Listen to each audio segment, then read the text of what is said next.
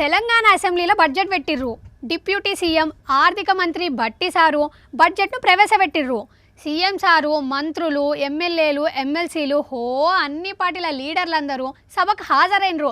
మామూలుగా బడ్జెట్ అంటేనే హడావుడి ఉంటుంది కాబట్టి జనాలు కూడా టీవీ ముంగట కూర్చొని చూసిండ్రు కదా. అయితే ఒక దిక్కు అసెంబ్లీ జరుగుతుంటే ఒక పెద్ద గెస్ట్ సభ దగ్గరికి పోతే అందరూ ఆశ్చర్యపోయిర్రు. ఇంతకు ఎవరా మీకు తెలుసు కానీ గెస్ చేయలేరు. అందుకే వార్తలకు పోదాం పండ్రి. అవు కేఏ పాల్ సారే తెలంగాణ అసెంబ్లీ మొత్తం కలిగా తిరిగిండు. ఎమ్మెల్యేలను, ఎమ్మెల్యేలను కలిసేటందుకు వచ్చిన జనాలను కూడా పలకరించి మస్తు అంటే మస్తు ఖుషి అయిండు. వాళ్ళను కూడా ఖుషి చేసిండు. ఆగో ఫేస్ లో ఆ కళ చూడండి ఎట్లుట్టి పడుతున్నదో. వాళ్ళ తమ్ముడు రేవంత్ని కలిసేటందుకు వస్తే కాత సల్లగుండా ఫాలోయింగ్ చిన్న సన్నగలేదుగా. సూటు బూట్ వేసుకొని హీరో లెవెల్లో ఎంట్రీ ఇచ్చిండు. అవును పాల్చిచ్చా, మొన్న ఏందో సమ్మిట్ అంటివి ఎంతవరకు వచ్చింది? అది కన్ఫర్మ్ అయిపోయింది. సమ్మిట్ సెంట్రల్లో మోదీ గవర్నమెంట్.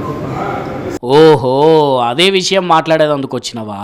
నీ హడావిడి చూస్తేనే అర్థమవుతున్నదిలే గాని మరి జనాలందరికీ సమ్మిట్ ముచ్చట చెప్పి లోపలికి పోయినాక రేవంత్ రెడ్డి సార్తో నేను పార్లమెంట్ ఎన్నికల్లో పోటీ చేస్తా, తెలంగాణలో ఏదన్నా ఒక స్థానంలో నాకు మద్దతు గిట్లు ఏమని అడిగిండో లేకుంటే ఇంకేమన్నా సీరియస్ పాలిటిక్స్ మాట్లాడుకున్నారో అంతా సస్పెన్సే గాని లోక్సభ ఎన్నికలు అయిపోగానే రేవంత్ రెడ్డి సార్ను విదేశాల టూర్కు తీసుకుపోయి పనిలో పనిగా పెట్టుబడులను కూడా పట్టుకొస్తాడట. కానీ రేవంత్ రెడ్డి సీఎం అయినాక తెలంగాణలో పాల్కు ఫాలోయింగ్ బాగానే పెరిగింది పోండి.